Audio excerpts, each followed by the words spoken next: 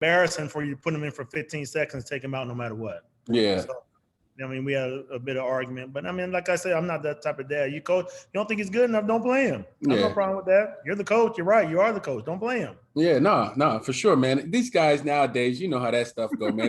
They always got something going on. You know, I'm not tripping. Crazy. It's crazy. But Mike, man, thank you so much for joining KJ Live. So this show I started as an IG Live show, but I got hit up for a podcast. So what we're doing now, we're going to be using the audio file for a podcast, and we're going to be putting out videos of our interview. So I appreciate you joining, man. I had Damon on. No problem. Thanks for having me. I had Damon Stoudemire on last week or so, and so we had a chance to chop it up and stuff like that. So now just to get another Arizona legend on the show, bruh, I got mixed feelings. I got mixed feelings about this. You know what I'm saying, man? Because I mean, it was all good. I mean, we played. It was good. You know, what I mean, it was good battles back in the day. You know, what I mean, that's all that matters. So, I mean, them battles were amazing, man. The level of Pac-10 basketball back then, Mike, was unbelievable. Just start off the interview. Let's talk about our heyday, the golden era of Pac-10 basketball, man. Why did you decide to go to Arizona from Jump Street? I always wanted to know that. I mean, it was. I mean, a big reason with that was Coach Olson. You know, I mean, the way I went down to the when you go down there to visit the school, I mean, the way that everybody made me feel, the way Coach Olson was, Coach Evans. I mean, I knew when I left there, I wanted to go there. But the funny thing is, I went, I think a couple weeks before I committed, I went to UCLA. I did like an unofficial visit to UCLA. I went to a game. You know, the crowd was chanting my name when I walked in the thing, and you know, I met Coach Herrick in his office and stuff. So, I mean, UCLA was close second, but you know, I was kind of a mama's boy, so I was like, you know, I want to be away from home, but not too far. So, you know, it was like an hour, 15-minute drive. I came back. I drove back every weekend. So, I mean, it was close to home, but it wasn't real close. So, I was good with that. And the UCLA thing, man, like my pop, he played there. Your pop played there. How much of that and you creating your own path had to do with you attending Arizona? I mean, I think it had a big thing with it too, because, you know, like I said, I want to do my own path. Everybody always looked at me as Henry Bibby's son. You know what I mean? And me, I wanted to get away from that. I wanted to be Mike Bibby, make a name for myself, and, you know, go as far as I could as my hard work could get me. Yeah. What do you attribute?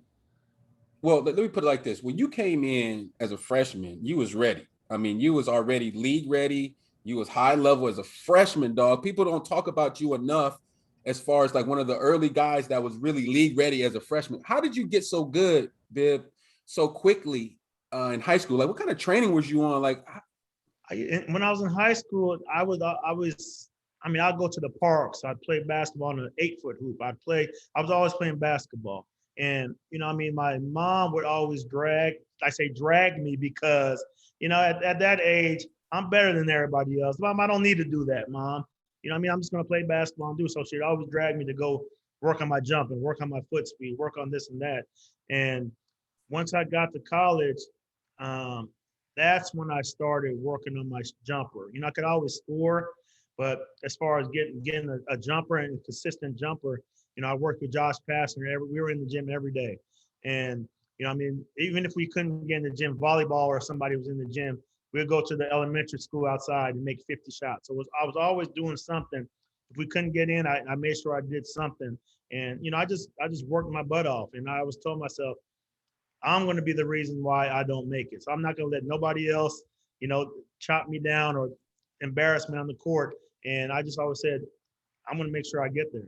Yo, your sophomore year is when y'all won it all, right? No, freshman year. No, so freshman year. So your freshman year, nah. Yeah. So talk about that run, man, because your freshman year, we actually had beat y'all twice. Mm-hmm. And then we were barely 500 in the Pac-10, I think. How did y'all click in, man? I don't even know how. We were hoping to get into the tournament because we were like 5th or 6th in the Pac-10. Fifth. Yeah, because it was so like we'd beat this team, then we'll lose to this team. So I mean, we were losing we'd win more games at home than lose at the road. So, I mean, we were just hoping to get in. And when we got the number 4 seed, we were like, oh man, yeah, that's good. So I mean, conference is tough too. So we just got hot the right time. I think we struggled maybe the first 2 games of the tournament. College of Charleston and South Alabama. We had like, I think we were down a half, maybe both games, but we went into one of the games and Coach Olson just sat me down in front of the team and was like, Mike, I need you to be more aggressive. I need you to shoot the ball. I need you to do this. Cause I kind of catered to the older guys and this and that and figured I'd have my turn when it came. And him telling me that kind of opened it up for me. Like, don't be afraid to take shots. Don't be afraid to make a mistake. And that's the big thing that I don't think coaches do today is give the kid enough confidence to play it to where he doesn't have to look over his shoulder. Am I going to come out if I miss this shot? And I mean, it helps the kid grow. I mean, grow as a man, and it helps him play. Yeah, it helps you play through stuff, figure out stuff on your own, man. And plus, you can't develop no rhythm, man, getting yanked out the game every 5 minutes. It's the worst, bro. That's not good. When it's the worst, you have to look over your shoulder. Okay, I missed a shot. Am I getting a sub? You know what I mean? Exactly. It's tough, but that kind of opened the door for me of, kind of let's go. We have a good chance that we're playing good now. And, I mean, we had tough games all the way through. We played Providence. We played Kansas. Kansas, I think, might have been undefeated. Then we get North Carolina next, and then Kentucky. So we had a tough road all the way. We just, like I said, you get hot at the right time. That's all that matters. We got hot at the right time. Yeah. We was down in Mexico, so we had lost in the Elite Eight to Minnesota, and so we shook to Cabo for spring break. So we down in the bar in Cabo watching y'all win the thing, man. I got to tell you, I never got a chance to tell y'all how proud we were and how much we was rocking with y'all. We were rolling. Don't get it twisted, because we battled and just because we went head up, at the end of the day, we were right. I was riding with y'all, man. You turned it out. My favorite part though was when you broke out the phone posits, the blue joints, dog. Hey, you broke. What happened? Tell me that story? So we, back then it isn't like today to where everybody, your shoes were matching your uniform, no matter what it was. If it's red, you're wearing red shoes. You know what I mean? You matched like that. So then a Nike guy came to us and like, hey, I got this shoe that isn't out yet. You know what I mean? Me growing up, not be able to get any shoes and stuff like that, I was all for it. So he came to the team and said, I got a shoe. It's not your guys' color, but it's not out yet. So I said, I don't care what color I'm wearing them. And I mean, they gave them to everybody on the team, but certain people wore them, certain people didn't. But I mean, it was a heavy shoe. Like I said, I don't care what it was, how it felt, whatever I was wearing. It kind of got my shoe game. Started my shoe game at a high level back then. It kind of pushed me through to the NBA. Man, y'all was killing it. Y'all uniforms, y'all shoes, y'all was early in the game on being like, since Michigan, to me, it was like Michigan, North Carolina, and then AZ, y'all era, as far as the Swedish uniforms, hands down. Like, I was rolling, especially when y'all wear the white and the reds, man. Yeah, I mean, I was hoping to try to get the red uniforms. They got the red uniforms when I left. So when I was there, we only had white and navy blue. So yeah. Looking at you guys, like you guys were like, I knew all you guys, Cameron Dollar, Toby Bailey, O'Bannon. I mean, I knew, like, I'm looking at you guys like, damn, I watch these guys on TV and now I'm out here on the court with them. So, I mean, it was crazy looking at that and being there and playing against you guys and playing against everybody that we played against. Staying on Arizona, they just hired a new head coach, Tommy Lloyd, top assistant at Gonzaga. What are your thoughts on the hire and the direction of your program? I don't know. I don't know much about him. I hope it goes in the right direction. I mean, it's been in a bad situation for a while now. And I mean, just to see them, whoever's at the Realms, just to see them get the recruits that they should be getting, get the top players in the country like they used to get, and just see the school succeed and the basketball program succeed like it should. Like how Coach Olson left it. Yeah, exactly. Hopefully it'll get there with Tommy Lloyd. He's supposed to be a really good recruiter, one of the top international recruiters in the game. So, and players really hasn't been a problem for y'all. I don't think, not in my opinion. Y'all always got some guys, y'all always got some dudes over there in Arizona. So Hopefully you get back on the right track. Yes, hopefully. Talk about your sophomore year and why you decided to come out early. Did you get a guarantee? Did you know you was going to be top 5? No, my freshman year, I knew I wasn't ready. You know, my age, being young, and just knew I wasn't ready physically, mentally. I wasn't ready. I wasn't ready to play in the NBA. I had a good off season. Came back in the summer. Was ready. Had a great sophomore year. I think I got Pac-10 Player of the Year. And I knew I was ready. Just the from the change of my confidence when I was a freshman to my confidence when I was a sophomore was told it was off the charts, and I knew I was ready then. Didn't really know when I was going to get picked when I made that decision, but you know, I mean, it was time for me to go. I didn't really think I had anything else to accomplish there. I just had my son when I was in college, my sophomore year. Had to provide for him, had to provide for my family. So it was time for me to go.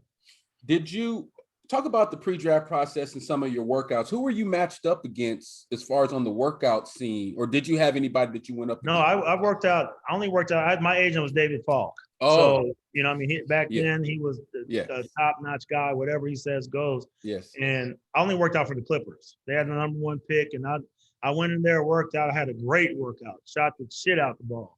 When I left, the equipment guy gave me like a duffel bag of Clippers stuff. So I'm like, shit, they're going to pick me then. You know what I mean? So I didn't even think nothing about it, whatever. That's the only workout I had.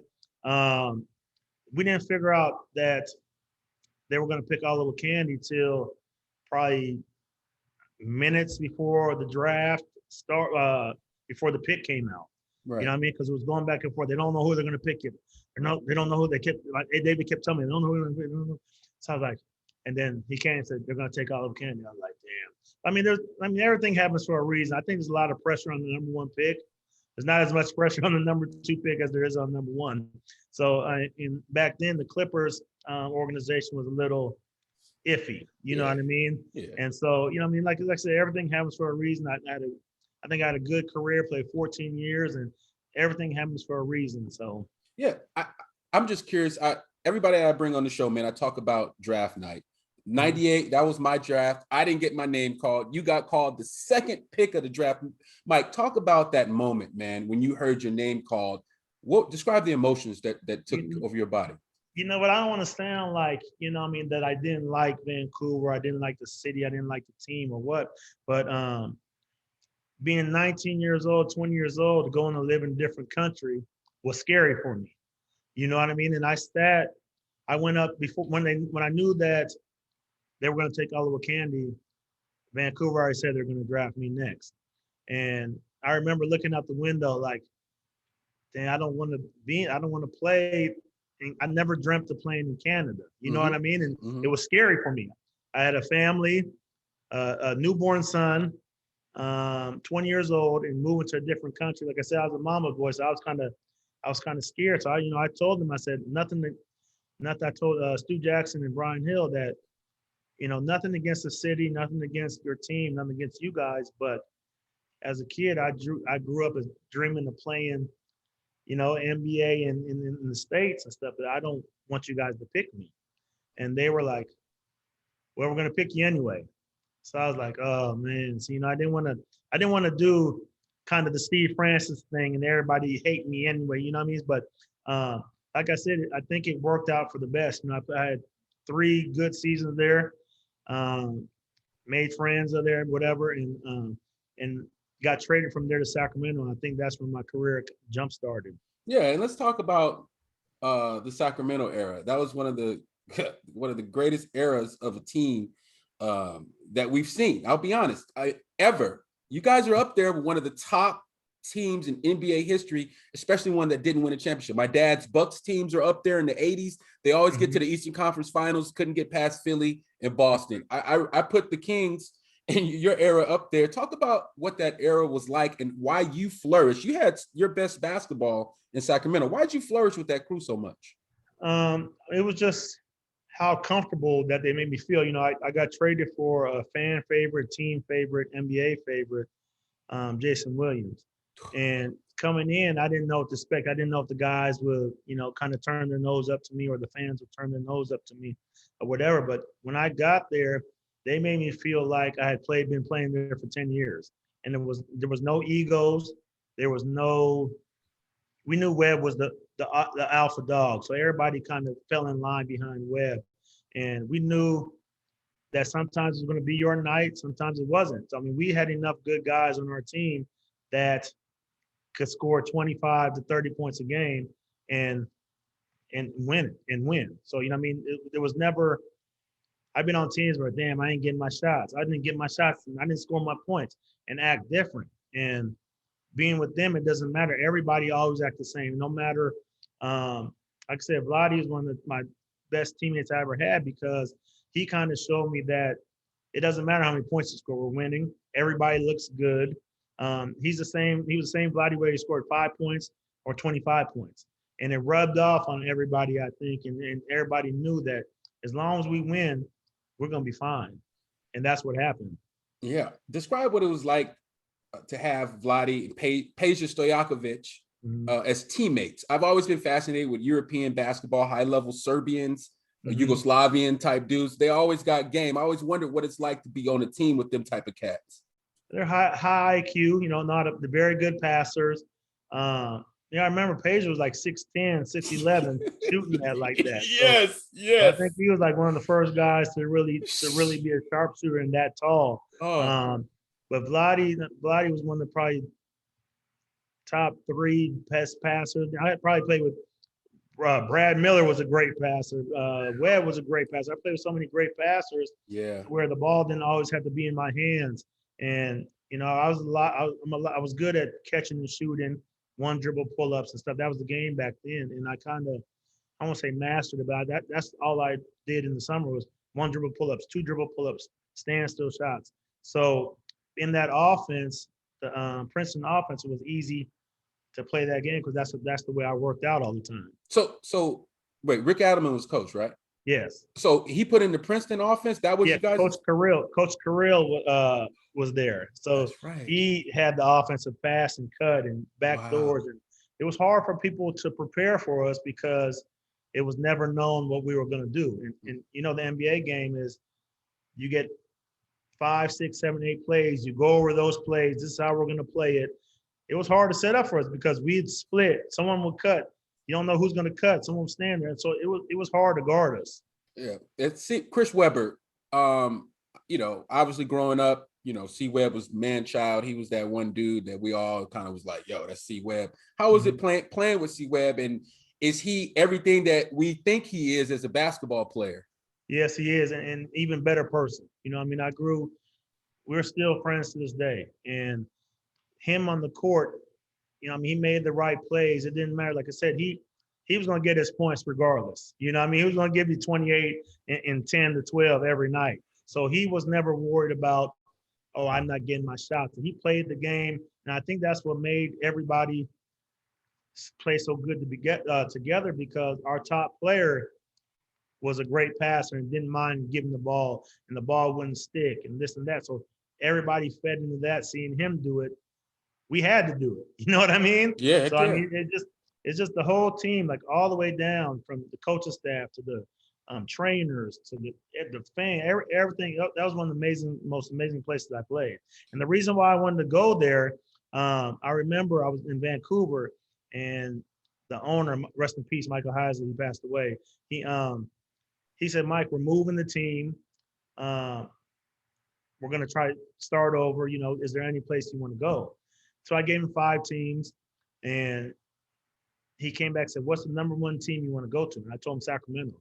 And the reason why is I remember we were probably in last place, Vancouver, and we played there our last game of the season. So we're going home afterwards in a packed crowd. There's however many people with the fans, it's packed. And just seeing that, coming to watch us play, we go to a lot of games. Nobody wants to see us play because we're losing. What I mean? So no one wants to see that. So being there and having so like that, I want to be in this type of atmosphere. I want to play here. And he got it done. A couple weeks later. Of all the matchups that you guys had with the Lakers, Shaq and Kobe led Lakers, what was the most memorable series for Um, you? I think that 2001, 2002. It was just um, playing against, I think, maybe two of the top five players to ever play the game. Shaq was probably the most dominant player I've seen. It's just his weight, his size, the way he moved, how quick he was, how strong he was.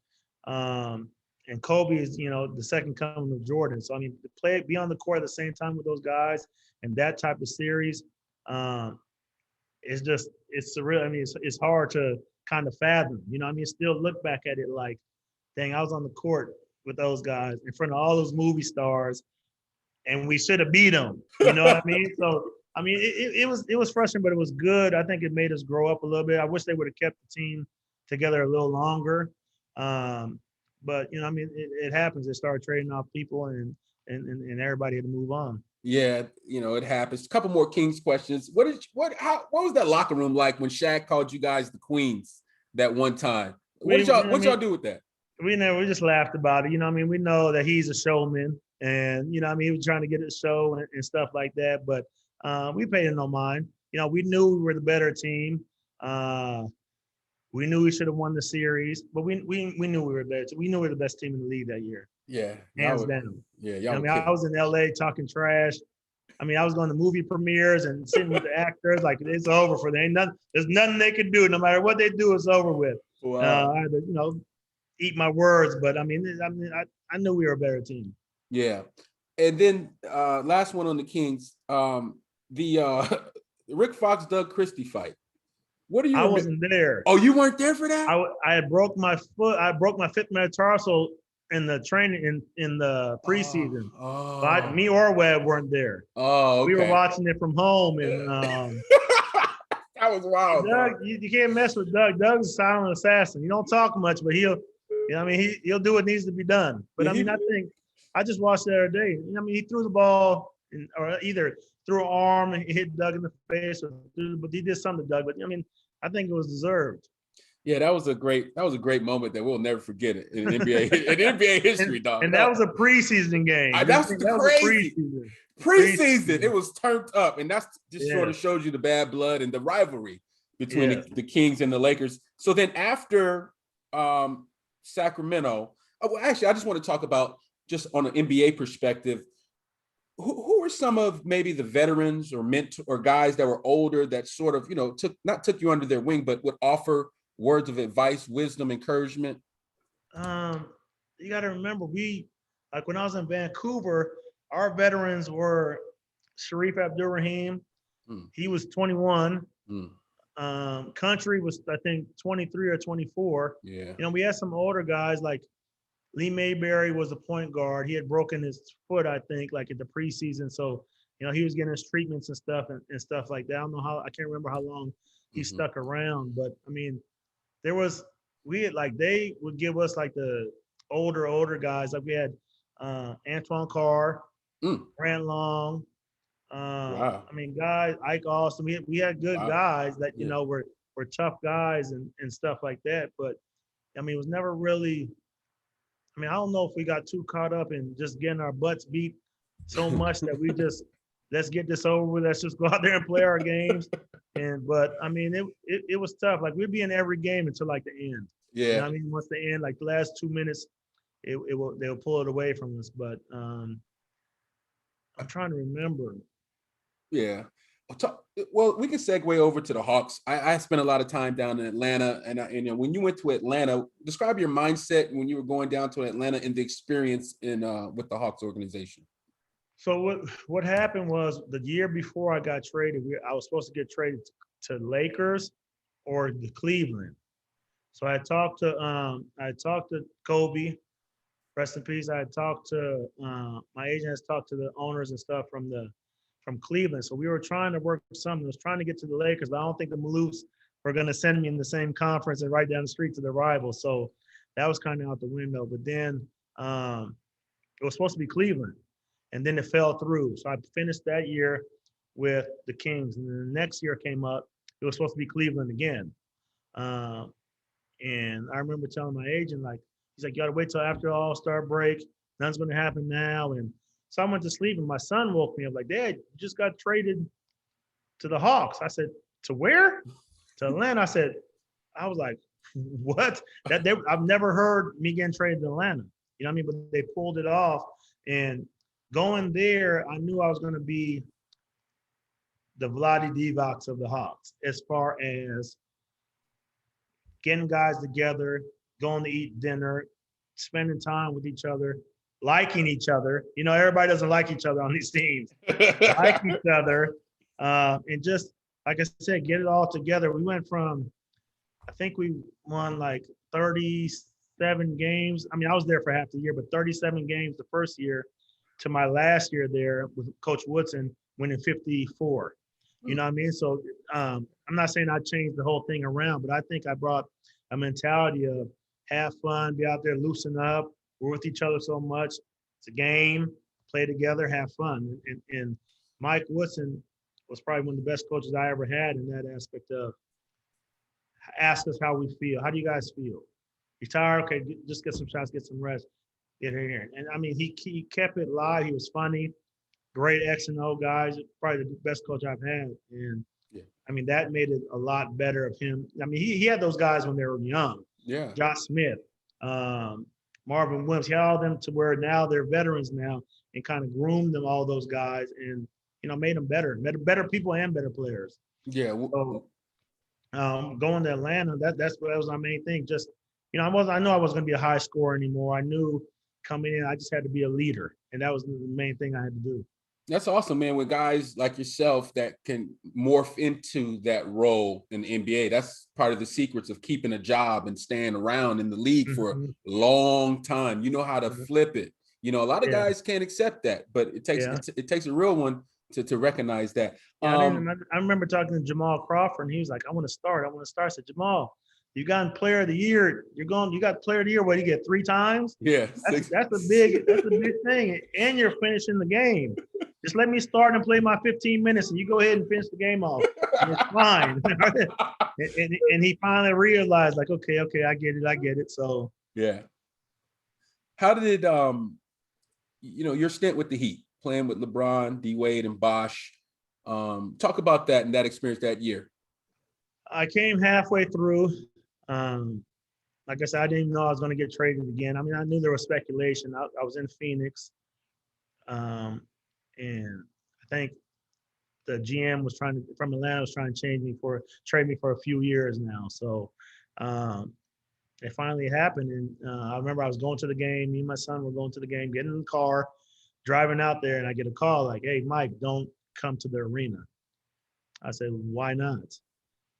Because we have a trade that's 99% done, and we'd rather not have you here at the arena. Yeah. So I was like, okay, to where? They said to the Wizards. I was like, come on, man. You know, come on. And they told me who I was with, but I mean, I went there. You know, I mean, I thought I had a lot left. I think they wanted me to go in and mentor John Wall. But I thought I had a lot in the tank left still to play. I thought I had like maybe 2, 3, 4 years left. And, you know, I wasn't ready for that position yet, you know. But how hard was it, Mike? Because you gave up racks. You gave up big money to get up out of there. How hard was it to give up that money and just to go to a contender? It was definitely tough because it was supposed to be a lockout the next year, and they told me like, well, you can't get a buyout because if we don't play next year, you ain't getting the money anyway. Yeah. You know what I mean? So I was like, damn. Well, shit, I gotta go. You know what I mean? I gotta go. And I went there. I was there for probably 4 months or whatever. It was a different situation. It was something I wasn't used to. There was a lot of pressure to make shots. There's like, if you don't make the shots, you're coming out the game. Who's the coach? Spoelstra. Oh, right. Okay. So with the Heat. Oh, with the Heat. Yeah. Okay. Yeah. So it was. I only played 2 games in Washington. Yeah. I probably think 10 minutes a game for 2 of the games. And it dipped.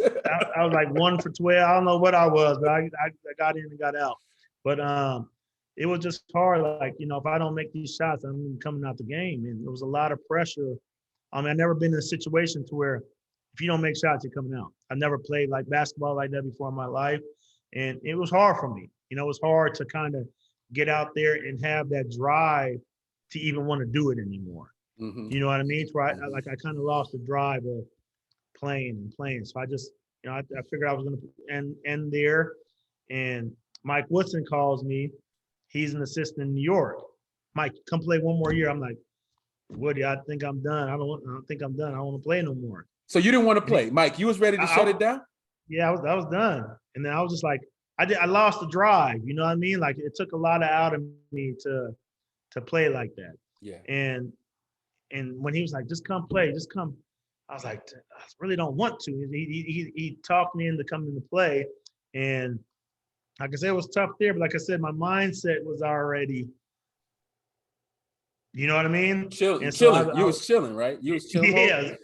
and going there, and for him to be like, Mike, do you want to play today? I'm like, if you need me, so you know what I mean? If you Woody need me, would I'll play. ask, if you need me. Woody would ask like, you, how you feeling? Because I mean, it's my 14th season. You know, what I mean, that's what Woody is. Woody's a great guy. Like he'll take care. He won't put me in no bad situation to where, yeah, you know what I mean. But he knew how I felt coming in, and he was like, "How you feel today?" And I'm not. I said, "Well, shit. If you need me, I'll go in. But if not, I have no problem cheering the guys on, giving everybody high fives, talking, giving my knowledge to the guys. I have no problem with that."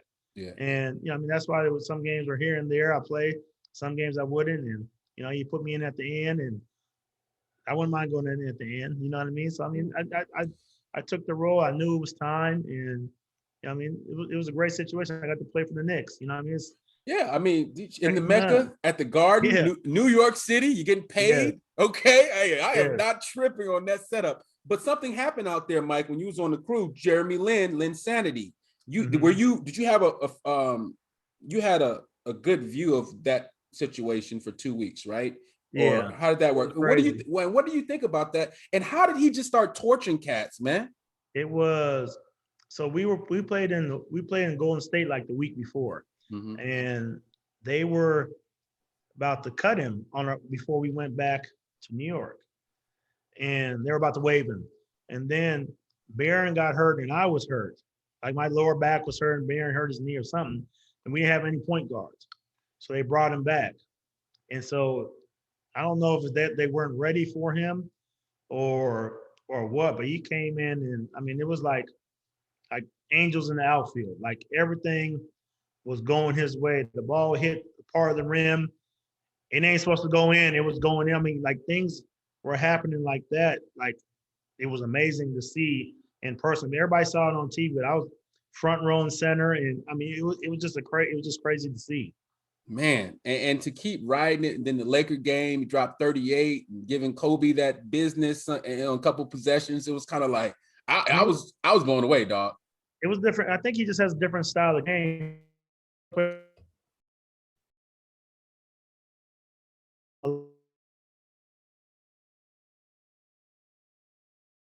And he's probably about 6'3", 6'4".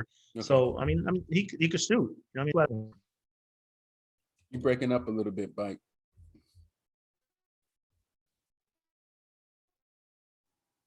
Bib, Mike.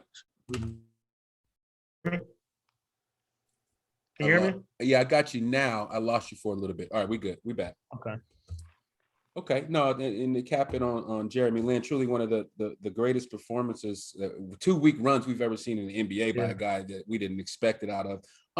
And then so you decided to shut it down. So after the New York season, you ended, and then you segue over into coaching. Talk about the drive, the motivation to coach versus just chill and maybe do something else.